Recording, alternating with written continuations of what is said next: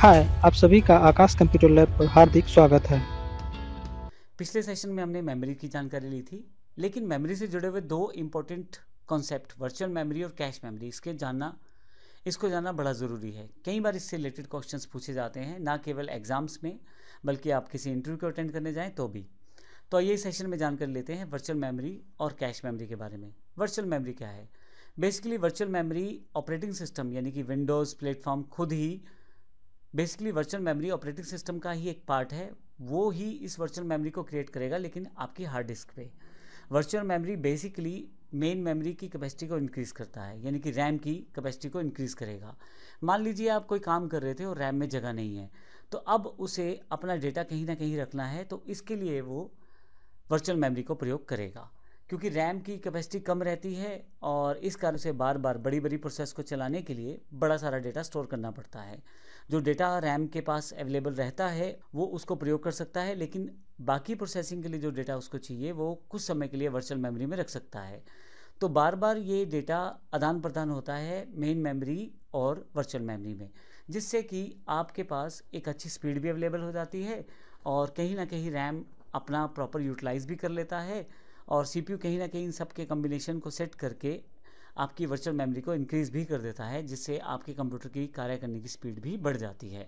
तो इसका अर्थ ये हुआ कि रैम को अगर किसी प्रोग्राम को चलाने में कैपेसिटी कम पड़ रही है तो फिर उस समय वो वर्चुअल मेमोरी का यूज़ कर लेगा, और वर्चुअल मेमोरी को आप डिसाइड कर सकते हैं अपने कंप्यूटर के ऑपरेटिंग सिस्टम के द्वारा। इसी तरह से दूसरा कॉन्सेप्ट है cache memory. Exactly cache memory क्या है? सीपीयू के पास जो सबसे नज़दीक की मेमोरी रहती है, जो सीपीयू के अंदर ही अवेलेबल रहती है रजिस्टर्स के रूप में, तो वह मेमोरी कैश मेमोरी कहलाती है।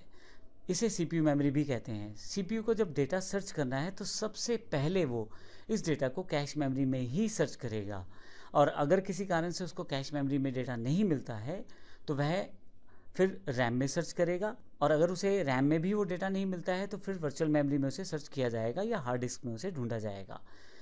सबसे करीब कैश मेमोरी रहती है सीपीयू के, इसलिए सबसे इंपॉर्टेंट इन्फॉर्मेशन या बहुत ज़्यादा यूज़ होने वाली इन्फॉर्मेशन कैश मेमोरी में स्टोर कर दी जाती है।